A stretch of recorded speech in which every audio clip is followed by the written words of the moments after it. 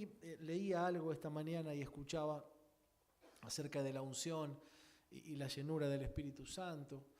Qué importante es para los hijos de Dios ser llenos del Espíritu Santo. Y algo que escuchaba me impactaba al hablar de la unción de Dios. Un pastor muy viejito, muy sabio, decía, mirá que el diablo también tiene su unción. La unción, eso que atrayente, eso que bendice, también el diablo la tiene, porque el diablo sabe seducir a las personas, ¿no? ¿Quién no se siente atraído por el dinero mal habido, por relaciones sexuales mal habidas, por distintos tipos de engaños, de cosas? Porque el diablo no va a venir a presentarte un cartel que diga peligro, peligro, peligro, esto es pecado, ¿no? Y arriba de peligro. El diablo tiene unción para seducir y tentarte a hacer lo malo. Entonces, qué importante es que seamos una iglesia que estemos llenos del Espíritu Santo. Y la llenura del Espíritu Santo no es algo que te va a imponer un líder, un pastor imponiéndote las manos. La llenura del Espíritu Santo es un trabajo personal del creyente. El creyente debe procurar ser lleno del Espíritu Santo. Obviamente el consejo pastoral, la relación con tu líder, con tu pastor, el estar cerca, el orar al Señor, te va a bendecir, pero si vos no buscás de Dios es muy difícil que seamos llenos del Espíritu Santo. Y no nos hace ser llenos del Espíritu Santo el congregarnos, el venir, el escuchar, nos hace llenos del Espíritu. Eso es algo, porque dice que la fe viene por el oír y el oír de la palabra del Señor. Pero la llenura del Espíritu Santo es un entrenamiento espiritual. ¿Y qué hace la llenura? La llenura nos hace más santos, más aptos para decirle no a la tentación, no al pecado, no a las cosas que no están buenas. Estar un poco más firme en el camino angosto y poder servir al Señor con unción. Así que estoy preparando algo para compartirles acerca de la llenura del Espíritu Santo y corregir algunos conceptos mal habidos en relación a algunas manifestaciones espirituales que son hermosas siempre y cuando sean bíblicas, pero que no son lo esencial. Lo esencial pasa por otro lado. El Señor Jesús, cuando habló de lo que iba a ser el Espíritu Santo, nosotros, ¿qué dijo? Y recibirán el Espíritu Santo y me serán testigos, ¿no? El poder del Espíritu Santo está en nosotros para cumplir la gran comisión. No sé si usted leyó el devocional de esta mañana que yo ponía en el grupo y dije, hasta acá voy a hacer silencio, ¿no? Porque era un poco una exigencia de parte de Dios, algo hacia nosotros. Entonces, hermanos amados, sepamos que debemos estar y procurar este texto de Corintios. Ahora bien, a los que reciben un encargo se les exige que demuestren ser dignos de confianza. 1 Corintios. Se les exige a los que reciben un encargo que demuestren ser dignos de confianza. Usted y yo hemos recibido un encargo. El Señor dijo, vayan por todo el mundo y hagan discípulos. El Señor dijo, ámense los unos a los otros. El Señor dijo, estima a tu prójimo como superior a ti mismo. El Señor dijo, edifiquen la iglesia.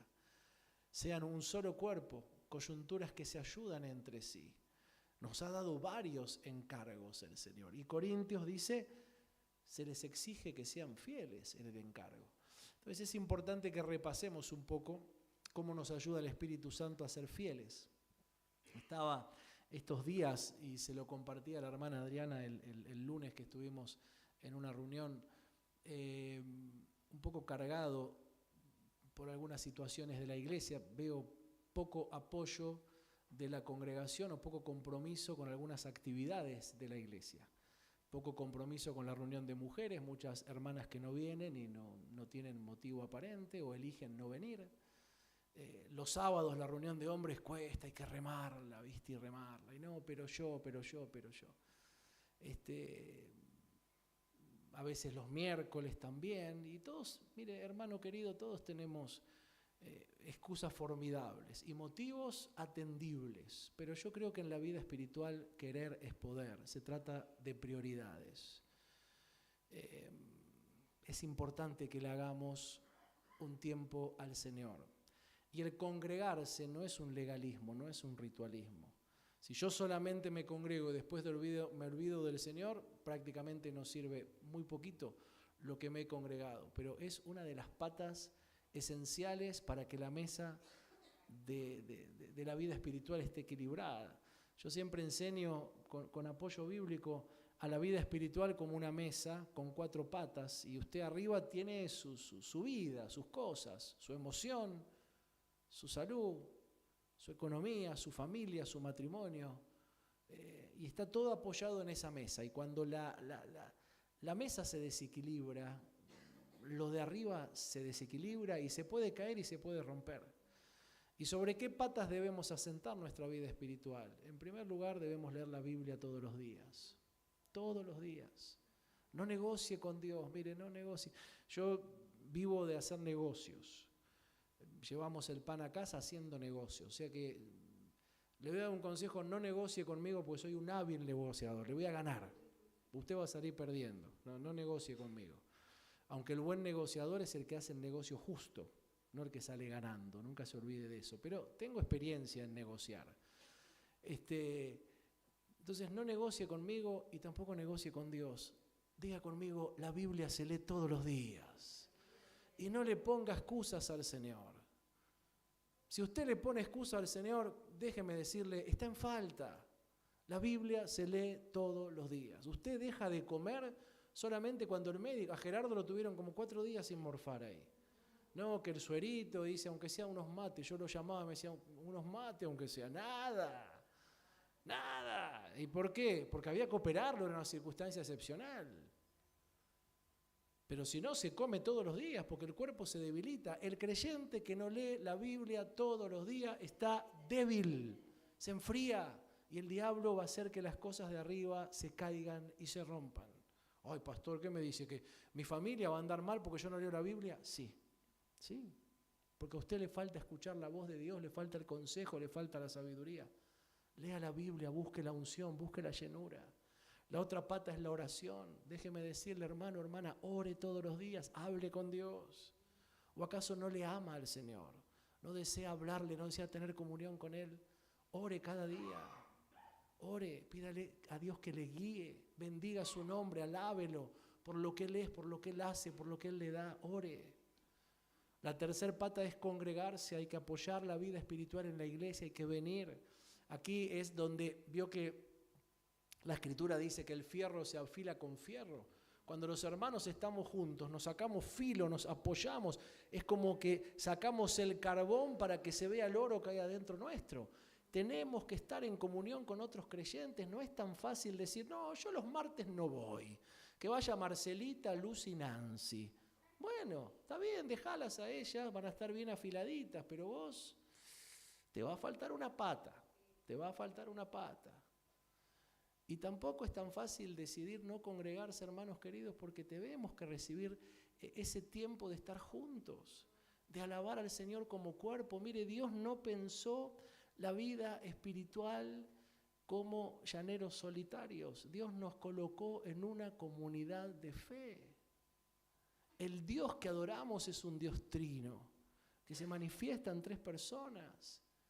No hay enseñanza de soledad en Dios. La soledad es algo que Dios quita, algo que Dios combate, algo que Dios erradica. Entonces debemos entender que necesitamos la comunión de la iglesia. Dígale a alguno que tenga cerquita, yo te necesito. Dígaselo, Borito, te necesito. Necesito tu amor, tu palabra, tu consejo, tu abrazo. Hermano amado, y la cuarta pata en la que debemos apoyarnos es en el servicio al Señor. Hay algo que Dios no quiere y es que seamos ociosos. Debemos servir al Señor, no es solamente congregarse para que me den. Debo congregarme para servir, para ver en qué puedo servir. Recuerda cuando estuvimos viendo hace poquito el tema de los anónimos de la fe, Romanos 16, ¿no? Cuánta gente que Pablo saluda y que nadie juna, que nadie la conoce. ¿Quiénes son estos? No han escrito cartas, no han escrito libros, no eran profetas, no eran predicadores. Pero Pablo saluda a un montón de hombres y mujeres anónimos que hacían la iglesia, que transpiraban la iglesia, que construían la iglesia.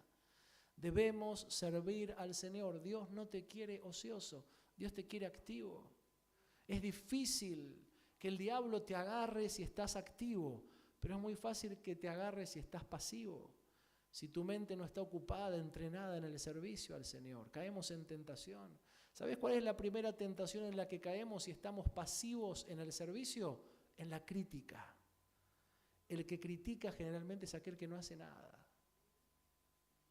Aquel que mira como los demás hacen y analiza. Y uno siempre con amor, siempre con la otra mejilla, siempre. Pero si uno le contestaría en la carne, le diría, ¿y vos quién sos para criticarme a mí? ¿No? O sea, pero no. El cristiano discierne las cosas espirituales como espirituales, porque somos seres espirituales, somos templos del Espíritu Santo, diga amén. Entonces uno siempre aguanta, siempre pone la otra mejilla y sigue para adelante, pero la primera tentación que el diablo genera en aquel que está pasivo, no activo en el servicio al Señor, ¿sabes cuál es? Que es un criticón, porque él todo lo haría mejor, pero en definitiva no hace nada. Entonces, amado hermano y hermana, asentá, Juan Pablo lo dice para Juan Pablo y te lo comparto a vos, me lo digo a mí y en amor te lo comparto. Asentá tu vida espiritual sobre estas 4 patas, lee la Biblia cada día, no negocies con Dios, Dios no escucha tu negociación, Dios te mira con compasión, como miró a Jerusalén y lloró, pero dijo, si hubieras comprendido Jerusalén, la gracia, la oportunidad que se te dio, que el Hijo del Hombre pisó tus caminos, si hubieras comprendido. Y lo mismo te dice a vos y a mí cuando no leemos, y decimos, bueno Señor, vos sabés que hoy no pude. El cielo te dice, si hubieras comprendido, Juancito, la gracia que tenés de poder abrir un libro y que de ahí brote mi palabra, y no la leíste, y no la leíste. Señor, hoy no oré porque si hubieras comprendido que me tenés al alcance de una frase, al alcance de la fe. Anda a pedirle una aulencia al peluca Milei a ver si te la da, no te la va a dar. Y Dios, que está por encima de todo rey, de todo soberano, porque Él es el único rey de reyes y señor de señores, está al alcance de tu oración. No hay que pedirle audiencia. Y así todo no oramos. Asentá tu vida en la Biblia, en la oración, en la congregación y en el servicio. Voy a traerte una pequeña meditación hoy, además de todo lo que ya el Señor nos habló, y la voy a continuar el domingo. Y el título es, ¿qué hacemos con nuestros problemas? ¿Cuál es la primera reacción que tenemos cuando tenemos problemas? ¿Vamos a Jesús? ¿O tomamos otros caminos? ¿O el diablo nos tienta por el lado de yo lo puedo arreglar, yo voy a poder, ¿no? O la desesperanza, o la angustia, de decir, de esta no salgo. Y vemos innumerables ejemplos en la Escritura donde las personas fueron a Jesús. 1 Pedro 5, capítulo 7, dice, 5, versículo 7, dice, echando toda vuestra ansiedad sobre Él, porque Él cuida de vosotros. Acá hay una verdad que podemos llamar un paradigma continuo, una verdad continua, una verdad irrefutable, una verdad que no admite prueba en contrario, una verdad que es marcada desde Génesis hasta Apocalipsis. Dios cuida de nosotros. ¿Usted le da gracias a Dios? Hay una verdad que es innegable, que es bíblica porque está en la esencia de Dios. Dios es Padre que ama a sus hijos. Por eso la parábola del hijo pródigo. Cuando el hijo volvió, el padre se paró de su silla y le recibió. Y el hijo intentó decirle al padre cómo tenía que ser su gracia, porque el hijo le dijo, ponme como uno de estos tus jornaleros, ¿no? El hijo intentó decirle al padre cómo tenía que ser su gracia. ¿Y el padre qué hizo? Lo colocó en el lugar otra vez de hijo, no lo hizo un jornalero, lo recibió, lo bendijo. A veces nosotros decimos, bueno, Señor, si me das una ayudita, quiero decirte que Dios tiene gracia sobreabundante para tu vida, ¿amén? No te tires a menos, no tenés un Dios chiquito, tenés un Dios grande. Confía en un Dios grande. ¿Amén?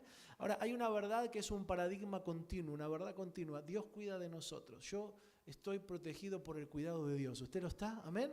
Pero fíjate que hay algo que no es continuo y no es un paradigma continuo, no es una verdad continua. Hay una acción que nosotros tenemos que hacer. ¿Cuál es la acción? Echar la ansiedad sobre Él. Por eso te pregunto, ¿qué hacemos con nuestros problemas? ¿Es Jesús nuestra primera opción? ¿Es la oración nuestra primera opción? La tendencia natural del ser humano es intentar resolver todo con sus propias fuerzas. Dejarse dominar por el miedo, desesperarse. Pero la Biblia nos enseña que el pueblo de Dios debe acudir primero al Señor. Antes de hundirnos, antes de preocuparnos, antes de agotarnos intentando resolverlo solos, debemos correr a Jesús. No sé si vos recordás un texto que dice, con Cristo estoy juntamente crucificado. Ya no vivo yo, Cristo vive en mí. Esta también es una acción continua. El ser humano inserto en su espíritu, en esta carne, en este cuerpo, el cuerpo es pecaminoso y nuestra conciencia, llamada concupiscencia en la Biblia, en la medida que no sea continuamente regenerada por el poder del Espíritu Santo, también tiende al mal. Es como hay una lucha adentro nuestro entre el viejo hombre y la nueva naturaleza. Porque todavía estamos atados, aferrados a este cuerpo de muerte. La carne y sus sentidos tienden al pecado. Entonces, cuando Jesús no es nuestra primera opción y cuando intentamos, como dice el texto que escribía, resolverlo por nuestras propias fuerzas, yo voy a poder, o un problema nos causa un desánimo, una angustia imposible de superar, ¿sabes por qué es? Porque no estamos llenos del Espíritu Santo. Por eso yo empecé hablándote del Espíritu Santo. Cuando Jesús no es nuestra primera opción de clamor, es porque no estamos acostumbrados a ir a Él todos los días. Entonces, cuando viene la circunstancia mala, negativa, problemática, ¿qué hacemos con nuestros problemas? Él no es nuestra primera opción, porque en el día a día no es nuestra primera opción. No tenés el ejercicio, el entrenamiento espiritual, no lo tenemos muchas veces, de clamar a Dios en todo tiempo, en todo momento. En el tiempo bueno, gracias Señor, te alabo Señor, y en el tiempo malo, Señor, ayúdame. Cuando Él deja de ser la primera opción en el problema, es porque dejó de ser la prioridad en la vida.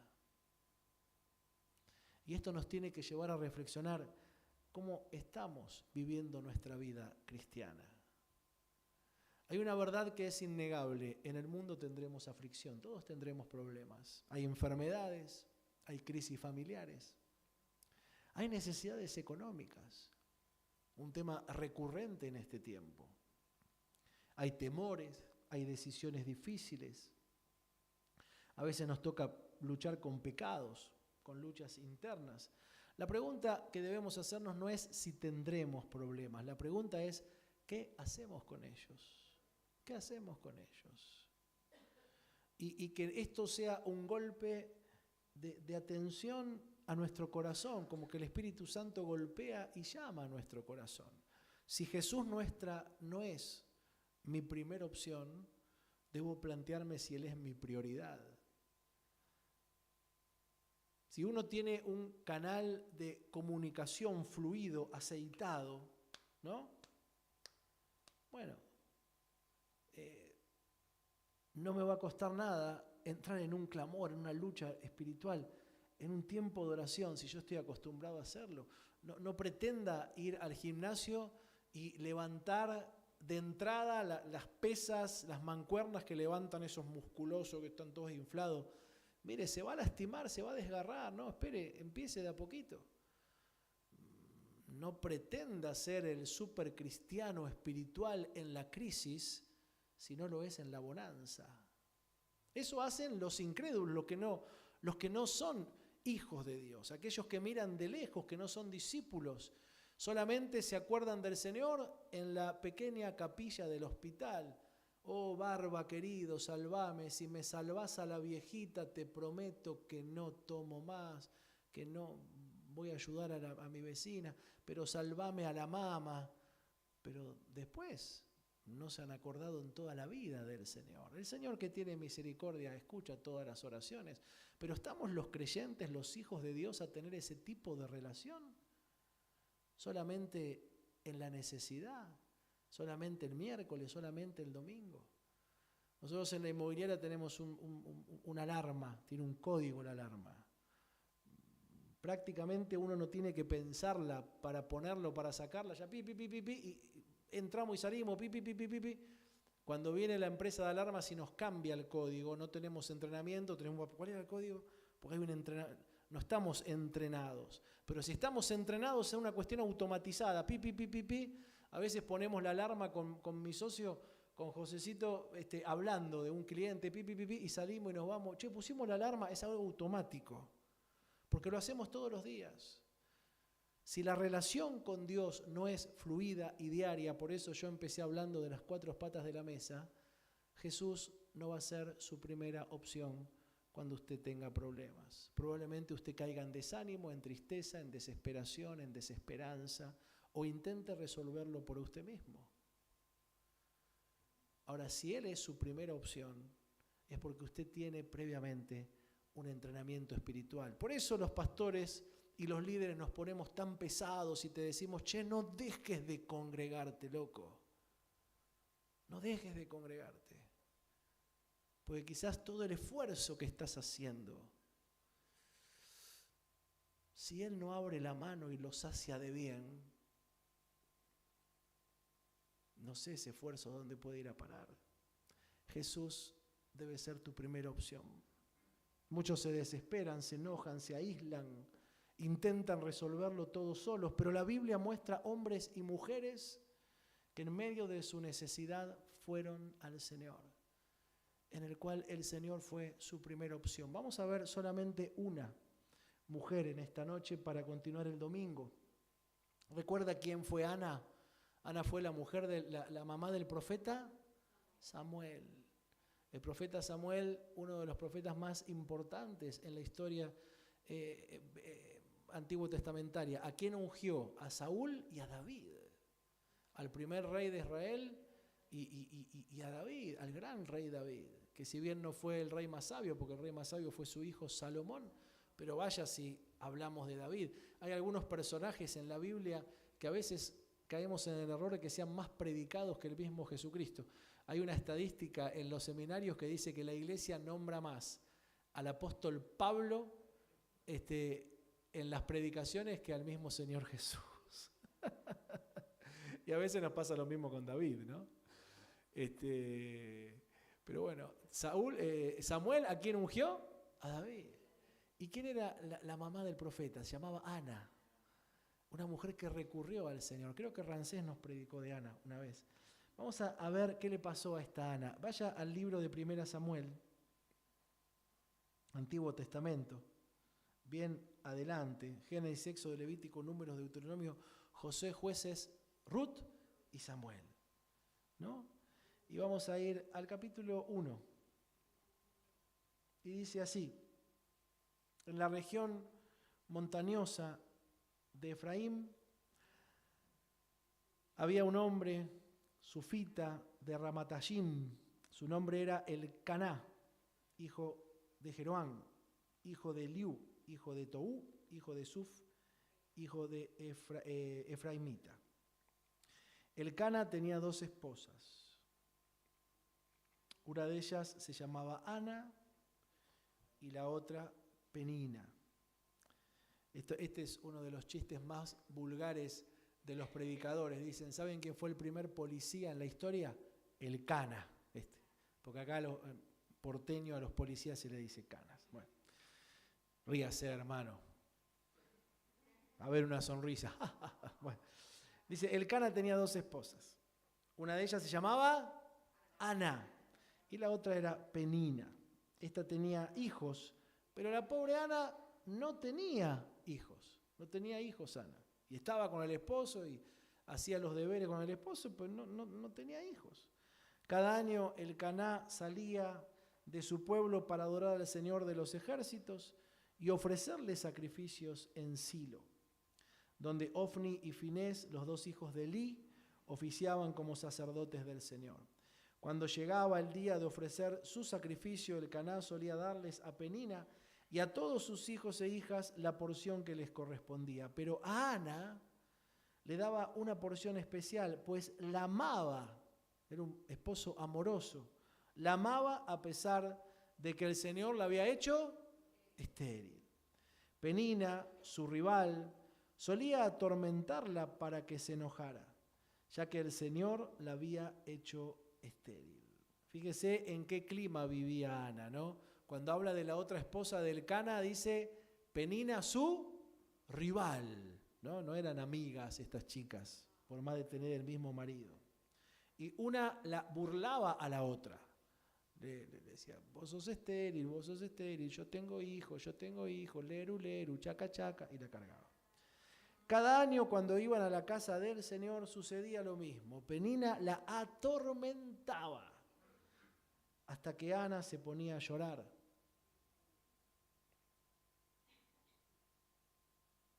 Y ni comer quería. ¿Usted se pensaba que el bullying era algo del siglo XX o del XXI? La Biblia prevé todo. Acá hay una que le hacía bullying a la otra. Entonces Elcaná, su esposo, le decía a Ana, Ana, ¿por qué lloras? ¿Por qué no comes? Anita, cómete algo. ¿Por qué estás afligida? ¿Acaso no soy para ti mejor que 10 hijos? Mire qué buen marido este, ¿no? En vez de ser un reprochón, le decía, quédate tranquila, contentate conmigo. El Señor no te dio hijos, pero yo te amo. Si no nos lo dio, no nos lo dio a los dos. No te gozás más en mí que en 10 hijos. Pero Ana tenía su tristeza. Estando en Silo, Ana se levantó después de haber comido y bebido. Y a la vista del sacerdote Elí, que estaba sentado en su silla junto a la puerta del santuario del Señor, comenzó a orar al Señor con gran angustia y a llorar desconsoladamente.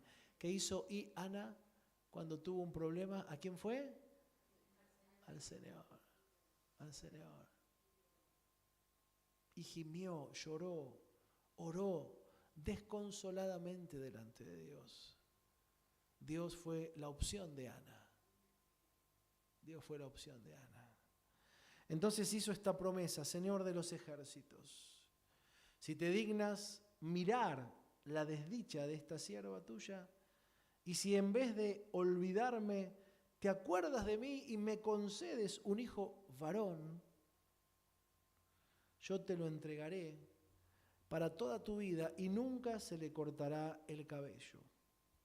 Como Ana estuvo orando largo rato ante el Señor, Elí, el sacerdote, se fijó en su boca, sus labios se movían, pero debido a que Ana oraba en voz baja no se podía oír su voz.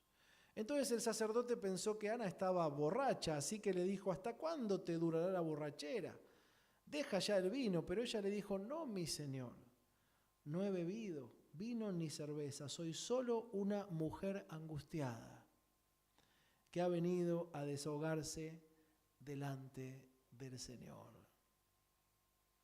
¿Lo leemos juntos? El 15, por favor. Léalo conmigo, toda la iglesia. Es NBI, Boris, esta. No, mi Señor, no he bebido vino ni cerveza. Soy solo una mujer angustiada que ha venido a desahogarse delante del Señor. No me tome usted por una mala mujer. He pasado este tiempo orando debido a mi angustia y mi aflicción. Vete en paz, le dijo el sacerdote. Que el Dios de Israel te conceda lo que has pedido. Gracias. Ojalá favorezca usted siempre a esta sierva suya. Con esto Ana se despidió, se fue a comer. Desde ese momento su semblante cambió. Cuando ella fue al Señor, su semblante cambió. Diga conmigo, cuando voy a Dios, las cosas cambian. Ahora preguntémonos, ¿por qué entonces no vamos siempre al Señor? Ana tenía una gran angustia profunda, sufría esterilidad, era humillada, le hacían bullying, la cargaban, la despreciaban, tenía el corazón quebrantado. ¿Y qué hizo? Con amargura de alma oró a Jehová. lloró abundantemente, se desahogó en el Señor. Fue sincera a su Señor, no se puso un maquillaje de todopoderosa, de victoriosa, de decir estoy bendecido y en victoria a pesar que me va todo mal. No, fue y lloró. Lloró, Señor, este corazón no aguanta más, Señor, estoy quebrantada, quebrantada. Y fue como ella era a su Señor. Ana no se encerró en su dolor. Ana no permitió que la tristeza la destruyera. Fue a la presencia de Dios. Y luego vimos todo lo que Dios hizo con Samuel, con su hijo. Hay cargas que nadie puede resolverte ni que las podés resolver solo, sola. Hay cargas que solamente puede llevarse Jehová de los ejércitos. Cuando el corazón está quebrado, el mejor lugar sigue siendo la presencia de Dios. La presencia de Dios. Pero recordá que había una habitualidad en Ana. En aquel momento no era el ser humano regenerado por la acción salvífica de Cristo en la cruz, no era templo del Espíritu Santo como lo es ahora, porque Cristo no había venido, no estábamos en la época de la gracia, en la época de la ley. Para tener comunión con Dios había que ir al templo o al tabernáculo. Entonces, Ana tenía la habitualidad de ir con su esposo al templo. Por eso ella sabía y esperaba con ansias el tiempo de ir al templo. Ella estaba entrenada en lo espiritual. No era algo que hizo una vez esporádicamente. Ella iba con su esposo al templo a adorar al Dios de Israel. Cuando su corazón quebrado vio que este era un problema irresoluto para el ser humano, Ana lloró delante de su Señor. Hermano amado, Ana no se encerró en su dolor. Te lo voy a leer otra vez. No permitió que la tristeza la destruyera. Fue a la presencia de Dios. Hay cargas que nadie puede resolver, excepto Dios. Cuando el corazón está quebrado, el mejor lugar siempre es la presencia del Señor. Y yo quiero agregarte cada día de tu vida, cada minuto de tu existir, cada segundo de tu aliento, de tu hálito, de tu respirar, el mejor lugar es la presencia de Dios. No desestimes la presencia de Dios, no subestimes el obrar de Dios en tu vida. Alejemos toda situación de creer que por nosotros mismos podremos hacer algo. ¿Qué está diciendo, pastor? Que no me esfuerce. No, pará, loco. Esforzate y sé valiente, andá a laburar y ganá el pan con el sudor de la frente. Dios no quiere vagos, pero que eso no sea tu primer lugar, que el primer lugar de tu vida siempre sea la presencia de Dios. Recordá el principio del Génesis. El Génesis dice que en un momento de la creación no había hierba en la tierra. ¿Por qué? Porque el hombre no le había labrado la tierra y Dios no había mandado el rocío. No sirve de nada que nosotros labremos la tierra si Dios no envía el rocío. Por eso cada día que salgas a trabajar, cada día, hermana querida, que estés en casa atendiendo tu hogar, si es que no te toca salir a trabajar, vos tenés que hacer todo lo que te corresponde. Esforzate, sé valiente, pero no dejes de buscar el rocío de la bendición de Dios. Porque sin la bendición de Dios nada podemos hacer. La Escritura dice: separados de Dios, nada pueden hacer. El mejor lugar para vos es la presencia de Dios.